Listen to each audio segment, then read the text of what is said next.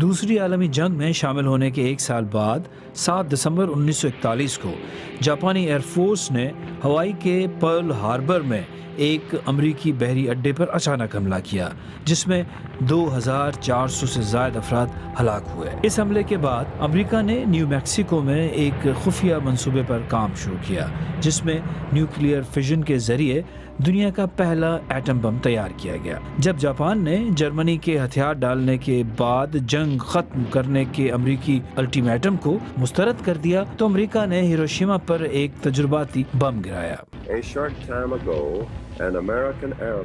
تھوڑی دیر پہلے ایک امریکی طیارے نے ہیروشیما پر ایک بم گرایا اور دشمن کے لیے اس شہر کی افادیت کو ختم کر دیا۔ اس بم میں 20,000 ٹن TNT سے زیادہ طاقت ہے۔ یہ ایک ایٹم بم ہے۔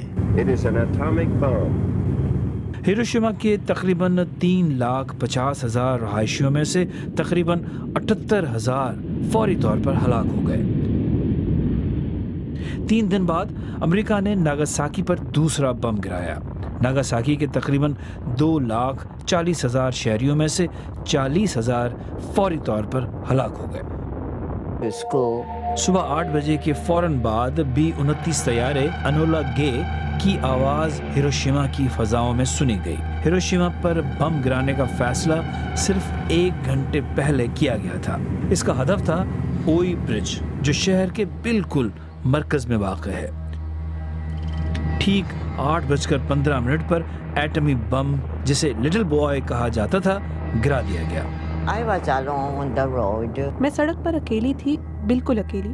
پھر میں نے وہ چمک محسوس کی۔ جو کچھ میں دیکھ رہی تھی وہ سب سفید ہو گیا۔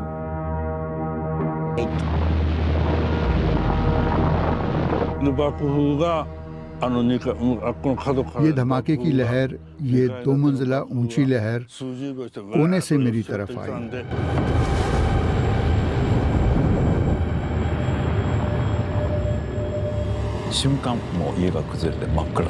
ایک لمحے میں ہی گھر زمیں بوس ہو گیا اور گرد و غبار نے ہر چیز کو مکمل تاریکی میں بدل دیا۔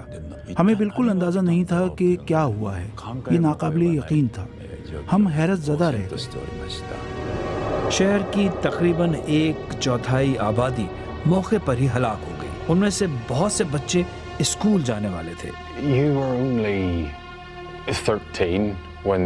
آپ صرف 13 سال کے تھے جب آپ اپنے گھر کے ملبے سے باہر نکلے، تو کیا آپ کو اندازہ ہوا کہ کیا ہو چکا ہے؟ آپ یہ نہیں بتا سکتے کہ وہ مرد تھے یا عورت۔ ان کے چہرے اس قدر مسخ ہو چکے تھے، گرمی نے ان کے بالوں کو سکیڑ کر سیدھا کر دیا تھا۔ جب بچ جانے والے یہ سمجھنے کی کوشش کر رہے تھے کہ ان کے ساتھ اور ان کے خاندانوں کے ساتھ کیا ہوا، تو بظاہر صحت مند لوگ اچانک مرنے لگے۔ ہمیں بالکل اندازہ نہیں تھا کہ کیا ہوا ہے۔ بمباری کے فوراً بعد لوگ جب کنگھی کرتے تو ان کے بال جھڑنے لگتے۔ بم سے بچ جانا صرف شروعات تھی۔ اس دھماکے نے تابکاری شعاؤں کی بہت بڑی مقدار خارج کی، جس سے لوگ اگلے دنوں اور ہفتوں میں شدید بیمار ہو گئے۔ اگر آپ کے بال جھڑنے لگتے تو آپ 4 یا 5 دن کے اندر مر جاتے۔ مجھے یاد ہے کہ ہر صبح جب میں جاگتا تو میں یوں اپنے بال کھینچتا، اور اگر بال جھڑ جاتے تو میں بہت پریشان ہو جاتا۔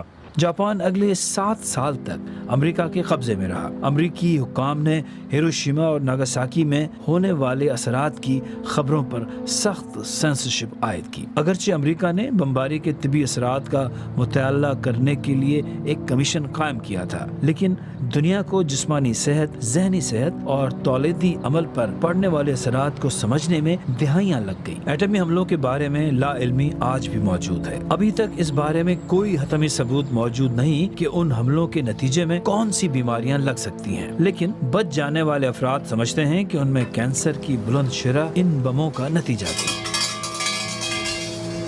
وہ لوگ بھی جو دھماکے کے وقت وہاں موجود نہیں تھے، جیسے ساتوشی تاناکا۔ میں اب تک 6 کینسر کی سرجریوں سے گزر چکا ہوں اور بار بار ہسپتال آنا جانا رہا ہے۔ میں اپنی پوری کوشش کر رہا ہوں۔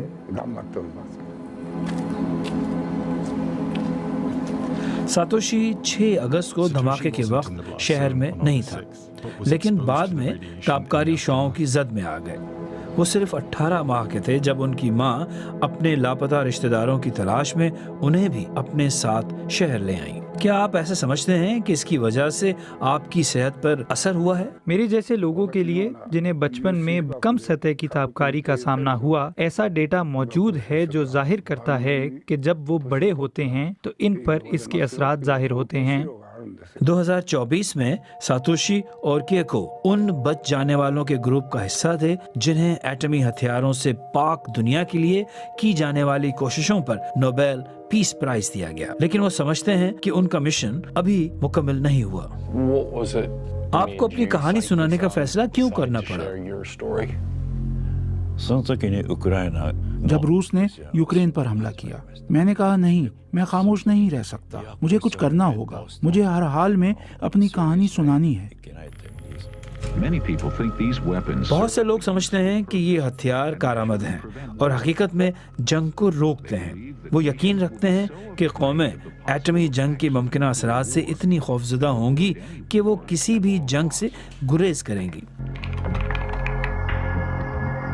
جوابی حملے کے تباہ کن خوف، جسے ڈیٹرنس کا نام دیا جاتا ہے، اسی کی وجہ سے ہی جوہری ہتھیار آج بھی موجود ہیں۔ Stock home international peace institute کے مطابق دنیا بھر میں تقریباً 12,000 ایٹمی ہتھیار موجود ہیں جو 9 ممالک کے پاس ہیں، اگرچہ اسرائیل نے کبھی ان کی موجودگی کی تصدیق یا تردید نہیں کی۔ لیکن یہ ہتھیار ہیروشیما اور ناگاساکی پر استعمال ہونے والے بموں سے کہیں زیادہ طاقتور ہیں۔